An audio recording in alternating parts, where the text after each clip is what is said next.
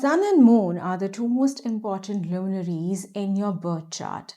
If sun or moon are reflected, like say if they are in conjunction with Rahu or Ketu, or they are in an enemy sign, or they are placed in a very tricky house, like maybe Dushthanas.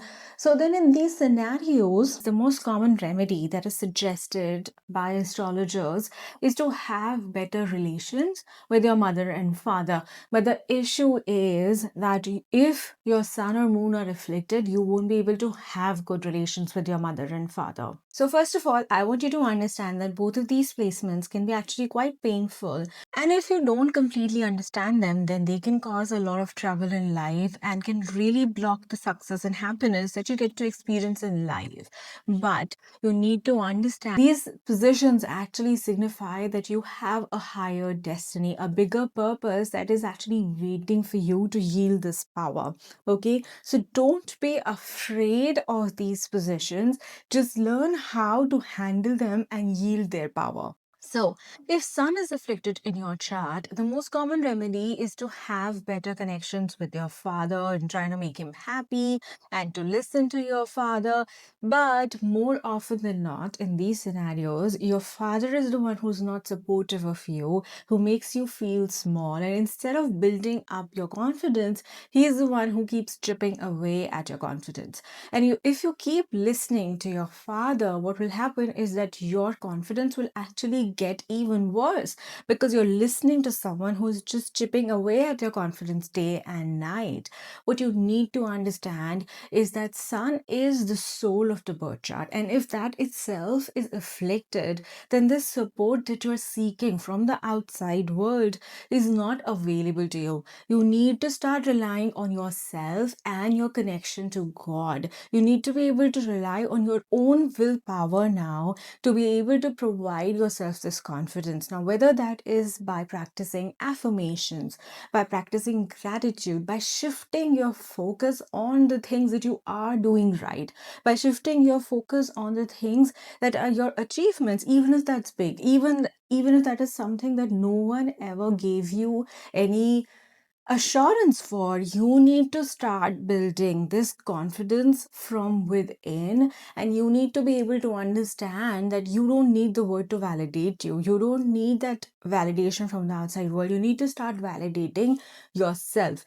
That is when you'll become confident enough to create the life that you need to create. A lot of times what I've seen is that this happens because generally you need to create a life that is going to be very different from what your father would have created. And you need to have that self validation so that you can actually go ahead and create something of your own. So instead of getting lost in someone else not providing you confidence and validation, you need to start working on building that confidence from today.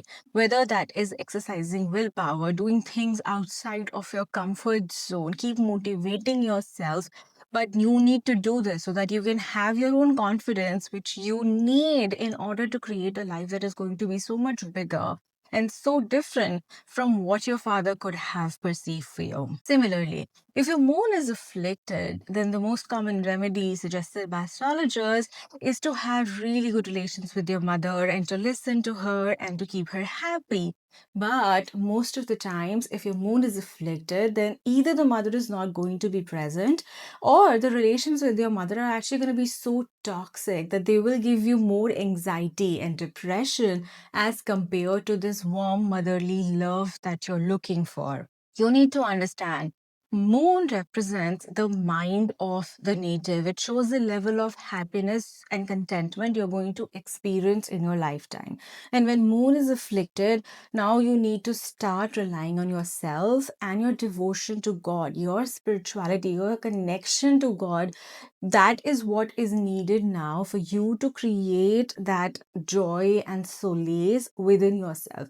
You yourself have to be the beacon of love that you have been seeking outside. So you need to do anything that you can in order to create a positive environment for yourself, whether that is doing more meditations, pranayama, listening to some teachings, listening to spiritual teachings or ancient teachings, having a guru or a mentor in your life, anything that helps you create that love and that peace within yourself. You need to understand that outside love is not available to you in this lifetime. The minute you're able to rely on yourself, that is when a lot of times I've seen that when people are able to improve their spiritual health and their mental health, they are actually able to help their mother. Because that's the thing, your purpose here is not to get love, but it is to give love. And it can be quite tricky if you don't really completely understand it, and you can be lost in a whirlwind of pain in this scenario. Important thing is to understand the situation, start implementing these changes, and that is when you can improve your life and the life of the people around you.